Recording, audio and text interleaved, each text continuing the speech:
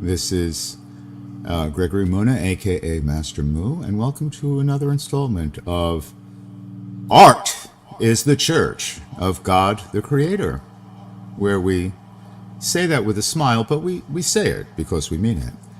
And we're looking at the intersection of wisdom traditions and artistic traditions. We're looking at the intersection of East and West, Global North and Global South, and we're taking art seriously as sacred art, as opposed to religious art. Religious art can include sacred art, but not all religious art is sacred art. Sacred art is great art, and religious art can be great, it can also be junk. So we are not talking about junk, we're talking about the sacredness of great art. And specifically, as a musician, I'm looking at the sacredness of the art of music and what that means to use that language. You know, like when we use the theological register, we use heavy language, and whenever anybody trots out heavy language, there should be antennas of suspicion. So, to clarify, what do we mean when we say sacred? We mean meaningful, valuable, of tremendous importance for everyone to pay attention to. So what is it that we're paying attention to in art? We're paying attention to our sense perceptions, which is not our totality of who we are as human beings, but it's an essential element of who we are as human beings. In addition to our sense perceptions, we also have our rational, like our logical thinking, rational cognition. We have our purely emotional sense of connection or compassion or aversion to others. We have our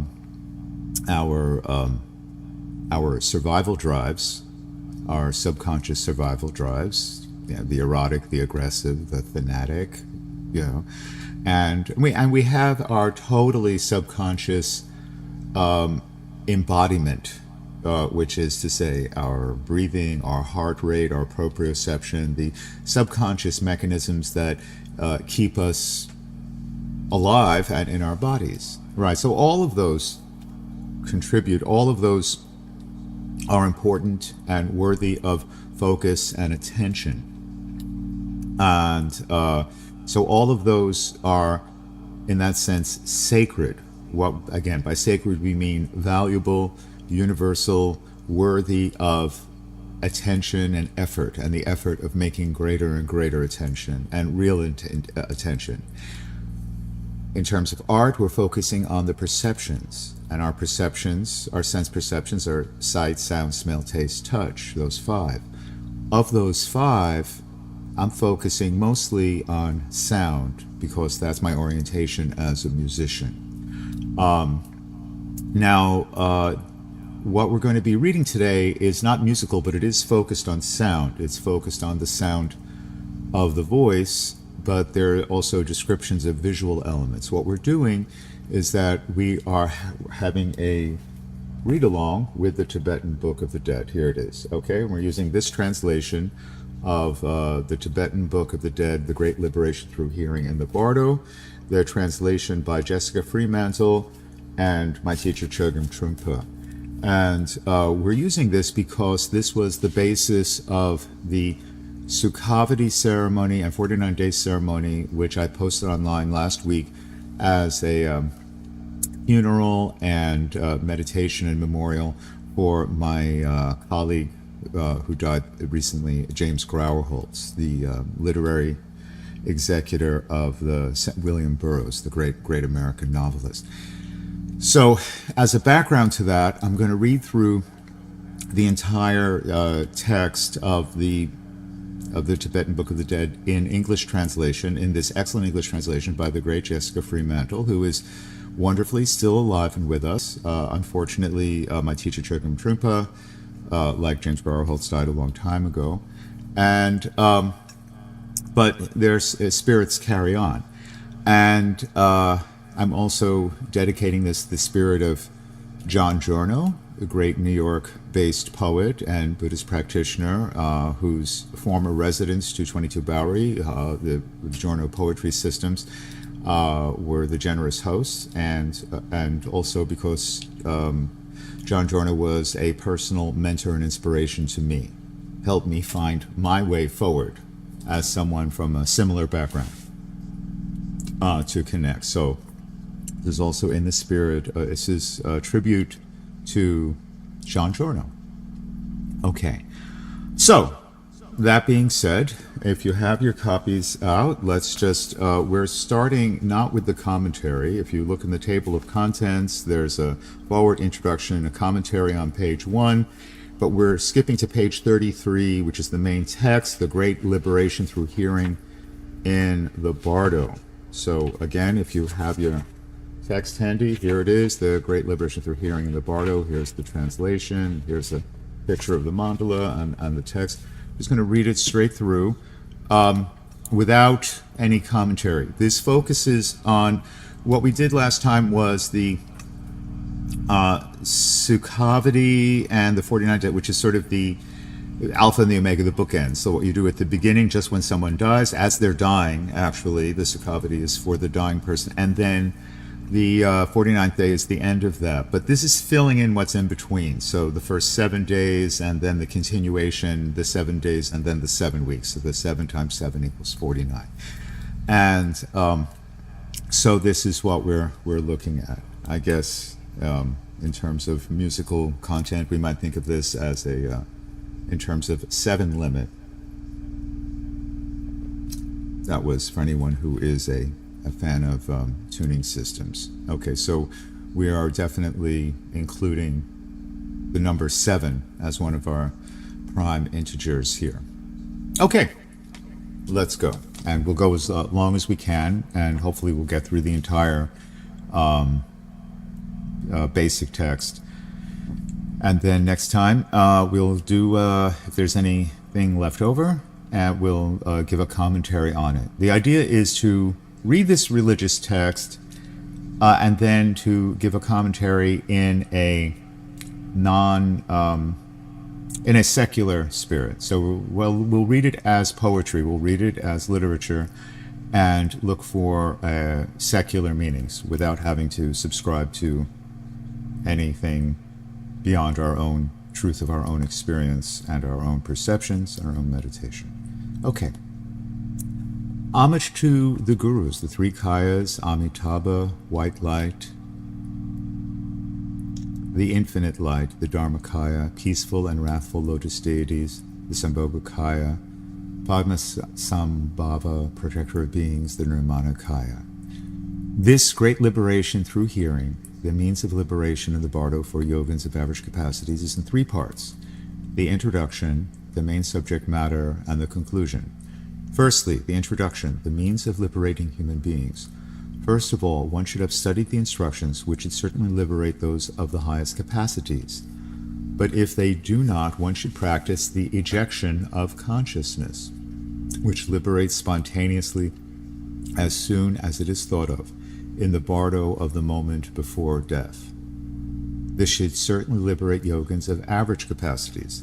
But if it does not, one should strive in this great liberation through hearing in the bardo of Dharmata. So, very brief, just note on that introduction, saying that the most realized practitioners are fully realized in their lifetimes and manifest as great teachers. People who are not fully realized great teachers can still achieve realization right at the moment of death through ejection of consciousness, can immediately go into infinite space through that practice. But people who have not had lifelong training and discipline can go through this 49-day process, which can still lead to liberation, which is more arduous, but is definitely possible. Okay. Therefore, the yogin should first examine the sequence of the signs of death according to the spontaneous liberation of the signs of death, and when they are definitely completed, he should effect the ejection of consciousness, which liberates spontaneously as soon as it is thought of. If ejection is effected, there is no need to read the liberation through hearing. But if not, it should be read clearly and precisely close to the dead body. If the body is not present, one should sit on the dead person's bed or seat and, proclaiming the power of truth, call on his consciousness and read, imagining him sitting in front listening. At this time, sounds of crying and weeping are not good, so his relatives should be shut out. If the body is present, then during the interval between the ceasing of the breath and the ceasing of pulsation in the arteries, his guru or a Dharma master or Dharma sister whom he loved and trusted should read this great liberation through hearing close to his ear. Okay, so this is to be read to the person who is in the process of dying.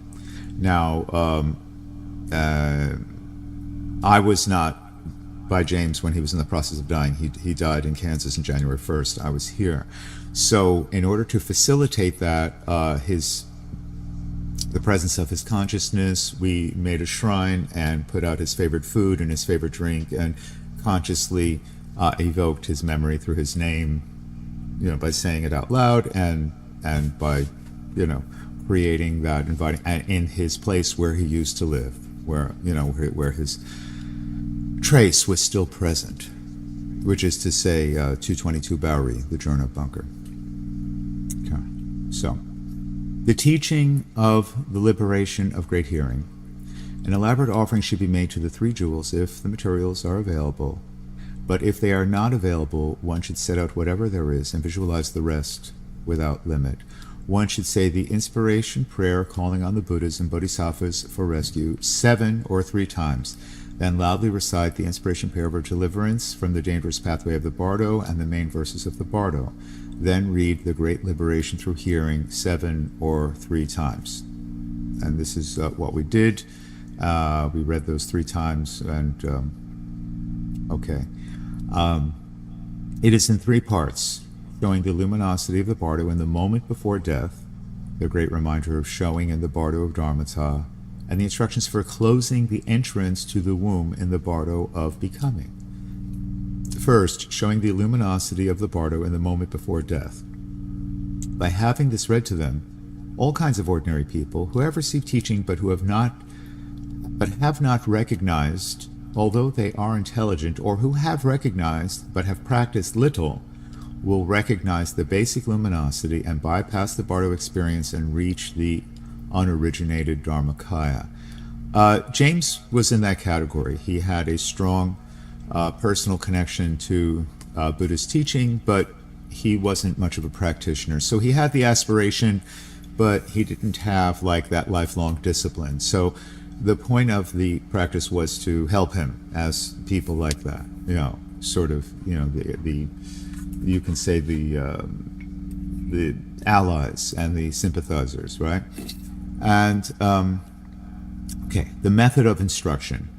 It is best if his principal guru, from whom he requests the teaching, can be present, but otherwise a Dharma brother or Dharma sister with whom he has taken the Samaya vow, or a spiritual friend in the same lineage. That was me. I was a spiritual friend in the same lineage, meaning sort of Naropa, students of Chogyam Trungpa, and connected to the Beat Buddhist lineage, which is basically like Jack Kerouac, Allen Ginsberg, John Giorno, right? Yeah. And then through, the Naropa Dharma Poetics movement, which was created by Anne Waldman, Allen Ginsberg, and Chogyam Trungpa at the Naropa University, going back to the 1970s, and that was James's connection. If none of these are to be found, then someone who can read aloud clearly and precisely should read it several times. Okay, so this is what we're doing. This will remind him of what his guru has shown him, and he will immediately recognize the basic luminosity and be liberated when there is no doubt. The time of instruction, when respiration has ceased, prana is absorbed into the wisdom duty, and luminosity, free from complexities, shines clearly in the consciousness. Okay, so between the end of breathing and the end of pulsation, we're looking at the dying process. This is sort of the energy of the body sort of moving into the center, but well, it's still there. So it's still possible to hear. This is why we recite this into the ear of the dying person. Yeah. And this is why we don't want people crying and making chaos scene. Yeah. But we want calmness and luminosity. If prana is reversed and escapes into the right and left nadis, the bardo state appears suddenly. So the reading should take place before the prana escapes into the right and left nadis. The length of time during which the inner pulsation remains after respiration has ceased and is just about the time to eat a meal. All right. It's just about the time taken to eat a meal. So it's a short period that you have to do this. The method of instruction. It is best if ejection of consciousness is effected when respiration is just about to stop. But if it has not been effected, one should say these words. So while someone is still breathing, but the breathing is getting, say, "O child of noble family," then name. Then you say that person's name as they recognize their name. That's important. Now the time has come for you to seek a path. As soon as your breath stops, what is called the basic luminosity of the first bardo, which your guru has already shown you, will appear to you. This is the Dharmata, open and empty like space, luminous void, pure, naked mind, without center or circumference. Recognize then, and rest in that state, and I too will show you at the same time. This should be firmly implanted in his mind by repeating it many times over in his ear until he stops breathing. Then, when the ceasing of the breath is heard, one should lay him down on the right side in the lion position, right side, lion, yeah, okay, and firmly press the two pulsating arteries which induce sleep until they have stopped throbbing. Okay. Then the prana which has entered the duty will not be able to go back and will be certain to emerge through the Brahmaranda. That's the crown of the head. Okay. We can think of this in terms of the using Western language in terms of the lymphatic system and the neurological system. Okay. Now the showing, as well as the breathing, as well as, obviously.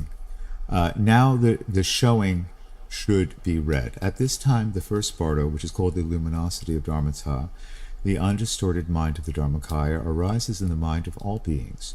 Ordinary people call this state unconscious because the prana sinks in the avaduti during the interval between the ceasing of the breath and the pulsation. I can't give translations for every term, but this is describing the various states of consciousness: conscious, pre-conscious, subconscious, unconscious, right? And then the physical sensations of that in the body during the interval between the ceasing breath and the pulsation. The time it lasts is uncertain, depending on the spiritual condition and the stage of yogic training. It lasts for a long time in those who have practiced much, who are sensitive in the meditation practice of tranquility, and sensitive. In striving to show such a person, one should repeat the instruction until pus comes out from the apertures of his body. In wicked and insensitive people, it does not last longer than a single snapping of the fingers, but in some it lasts for the time taken to eat a meal. As most sutras and tantras say that this unconscious state lasts for 4.5 days, generally one should strive to show the luminosity for that length of time. The method of instruction: if he is able, he will work with himself from the instructions already given, but if he cannot by himself, then his guru, or a disciple of his guru, or a dharma brother or sister who was a close friend, should stay nearby and read aloud the sequence of the signs of death. Now the sign of earth dissolving into water is present, water into fire, fire into air, air into consciousness. When the sequence is almost completed, he should be encouraged to adopt an attitude like this: O child of noble family, or if he was a guru, O sir, do not let your thoughts wander. This should be spoken softly in his ear. In the case of a dharma brother, a dharma sister, or anyone else, one should call him by name. and say these words: O child of noble family, that which is called death has now arrived. So you should adopt this attitude. I have arrived at this time of death, so now, by means of this death, I will adopt only the attitude of the enlightened state of mind, friendliness and compassion, and attain perfect enlightenment for the sake of all sentient beings, as limitless as space. With this attitude, at this special time, for the sake of all sentient beings, I will recognize the luminosity of death as the Dharmakaya, and attaining that state, the supreme realization of the great symbol, I will act for the good of all beings. If I do not attain this, I will recognize the Bardo state as it is, and attaining the indivisible great symbol form in the Bardo, I will act for the good of all beings, at limitless as space, in whatever way will influence them. Without letting go of this attitude, you should remember and practice whatever meditation teaching you have received in the past. These words should be spoken distinctly with the lips, close to his ear, so as to remind him of his practice without letting his attention wander, even for a moment. Then, when respiration has completely stopped, one should firmly press the arteries of sleep and remind him with these words, if he was a guru or spiritual friend higher than oneself: Sir, now the basic luminosity is shining before you. Recognize it and rest in the practice. And one should show all others like this: O child of noble family, then you say the name, the person's name, listen. Now the pure luminosity of the Dharmata is shining before you. Recognize it. O child of noble family, at this moment your state of mind is by nature pure emptiness. It does not possess any nature whatever, neither substance nor quality such as color, but it is pure emptiness. This is the Dharmata, the female Buddha Samantabhadri. But this state of mind is not just blank emptiness. It is unobstructed, sparkling, pure, and radiant. This mind is the male Buddha Samantabhadra. These two, your mind, whose nature is emptiness without any substance whatsoever, and your mind, which is vibrant and luminous, are inseparable. This is the Dharmakaya of the Buddha. This mind of yours is inseparable luminosity and emptiness in the form of a great mass of light. It has no birth or death. Therefore, it is the Buddha of immortal light. To recognize this is all that is necessary. When you recognize this pure nature of your mind as the Buddha, looking into your own mind is resting in the Buddha mind. This should be repeated 3 or 7 times, clearly and precisely. First, it will remind him of what he has previously been shown by his guru. Secondly, he will recognize his own naked mind as the luminosity. And thirdly, having recognized himself, he will become inseparably united with the Dharmakaya and certainly attain liberation. If he recognizes the first luminosity, he will be liberated. But if it is feared that he has not recognized the first luminosity, then what is called the second luminosity will shine. And that comes when a little more than the time taken to eat a meal has passed, after the respiration has ceased. According to good or bad karma, the prana escapes into the right or left nadi and comes out through the apertures of the body, and the consciousness suddenly becomes clear. To say that this lasts for the time taken to eat a meal depends on whether he is sensitive or insensitive, and on whether or not he has practiced. Then his consciousness emerges, and he does not know whether he is dead or not. He will see his relatives gathered there just as before and hear their cries. During this time, when the violent, confused projections of karma have not yet appeared, and the terrors of the lords of death have not yet come, the instructions should be given. Here there is a distinction between the perfection stage and the generation stage. If he was working on the perfection stage, one should call his name 3 times and repeat the instructions given above for showing the luminosity. If he was working on the generation stage, one should read aloud the sadhana and description of his yidam, and remind him with those words, O child of noble family, meditate on your yidam and do not be distracted. Concentrate intensely on your yidam. Visualize him as an appearance without substance of its own, like the moon in water. Do not visualize him as having a solid form. If he is an ordinary person, one should show him by saying, meditate on the great Lord of compassion.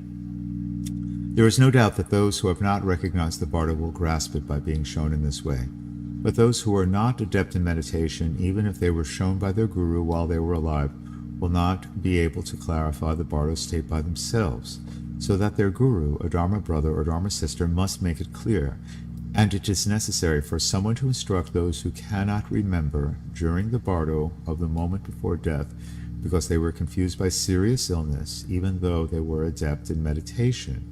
It is also extremely necessary for those who, although they were formerly adept in meditation on the path, may enter into lower existences because they have broken the precepts or because their samaya practice has degenerated. It is best if he understands during the first Bardo, but if he has not understood, his insight is awakened by the reminder of in the second Bardo, and he will be liberated.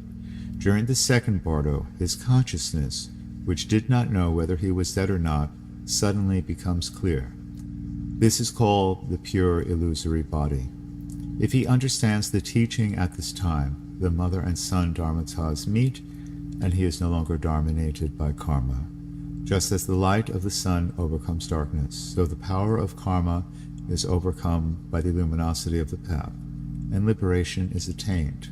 This, which is called the second Bardo, flashes before the mental body, and the consciousness is able to hear again just as before. If this instruction is understood at this time, its purpose is fulfilled, and since the confused projections of karma have not yet appeared, he is able to direct himself anywhere. In this way, he is liberated by recognizing the luminosity during the second Bardo, even if he did not recognize the basic luminosity. But if he is not liberated by it, then what is called the third Bardo, the Bardo of Dharmata, arises. The confused projections of karma will appear in the third Bardo. So it is most important that the great showing of the Bardo of Dharmata is read at this time, for it is very powerful and helpful. At this time, his relatives are crying and weeping. His share of food is stopped, his clothes are removed, his bed is taken to pieces, and so on. He can see them, but they cannot see him, and he can hear them calling him, but they cannot hear him calling them, so he goes away in despair. 3 phenomena will appear at this time: sounds, colored lights, and rays of light, and he will grow faint with fear, terror, and bewilderment. So at this moment, the great showing of the Bardo of Dharmata should be read. Calling the dead person by name, one should say these words very distinctly. O child of noble family, listen carefully without distraction. There are 6 Bardo states: the Bardo of birth, the Bardo of dreams, the Bardo of samadhi meditation, the Bardo of the moment before death, the Bardo of Dharmata, and the Bardo of becoming. O child of noble family, you will experience 3 Bardo states: the Bardo of the moment before death, the Bardo of Dharmata, and the Bardo of becoming. Of these 3, the luminosity of Dharmata and the Bardo of the moment before death shone until yesterday, but you did not recognize it, and so you had to wander here. Now you will experience the Bardo of Dharmata and the Bardo of becoming, so recognize what I will show you without distraction. O child of noble family, now what is called death has arrived. You are not alone in leaving this world. It happens to everyone, so do not feel desire and yearning for this life. Even if you feel desire and yearning, you cannot stay. You can only wander in samsara. Do not desire, do not yearn. Remember the three jewels. O child of noble family, whatever terrifying projections appear in the bardo of Dharmata, do not forget these words, but go forward, remembering their meaning. The essential point is to recognize with them. Now, when the bardo of Dharmata dawns upon me, I will abandon all thoughts of fear and terror. I will recognize whatever appears as my projection and know it to be a vision of the bardo. Now that I have reached this crucial point, I will not fear the peaceful and wrathful ones, my own projections. Go forward, saying these words clearly and distinctly and remembering their meaning. Do not forget them, for the essential point is to recognize with certainty that whatever appears, however terrifying, is your own projection. O child of noble family, when your body and mind separate, the Dharmata will appear, pure and clear, yet hard to discern, luminous and brilliant, with terrifying brightness, shimmering like a mirage on a plain in spring. Do not be afraid of it. Do not be bewildered. This is the natural radiance of your own Dharmata, therefore recognize it. A great roar of thunder will come from within the light, the natural sound of Dharmata, like 1,000 thunderclaps simultaneously. This is the natural sound of your own Dharmata, so do not be afraid or bewildered. You have what is called a mental body of unconscious tendencies. You have no physical body of flesh and blood, so whatever sounds, colors, and rays of light occur, they cannot hurt you and you cannot die. It is enough simply to recognize them as your projections. Know this to be the bardo state. O child of noble family, if you do not recognize them in this way as your projections, whatever meditation practice you have done during your life, if you have not met with this teaching, the colored lights will frighten you, the sounds will bewilder you, and the rays of light will terrify you. If you do not understand this essential point of the teaching, you will not recognize the sounds, lights, and rays, and so you will wander in samsara. O child of noble family, after being unconscious for 4.5 days, you will move on, and awakening from your faint, you will wonder what has happened to you, so recognize it as the bardo state. At that time, samsara is reversed, and everything you see appears as lights and images.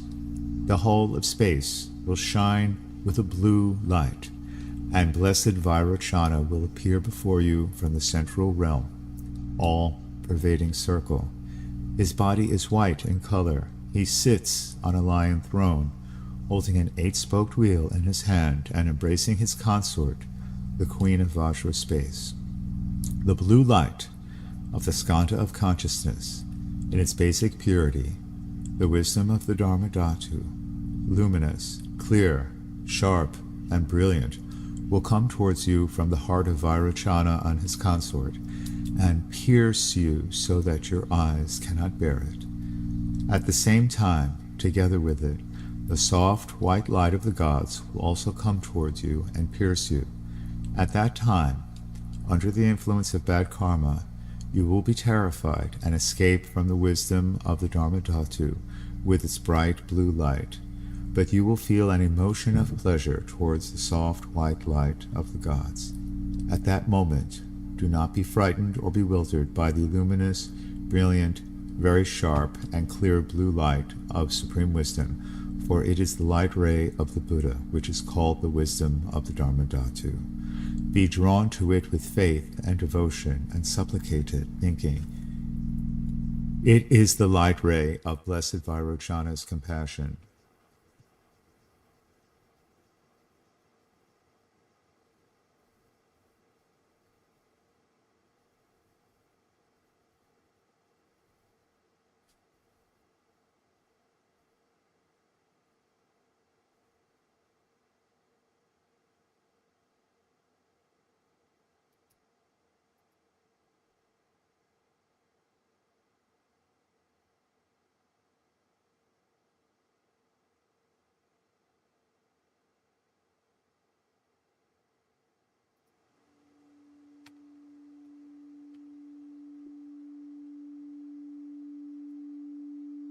It is the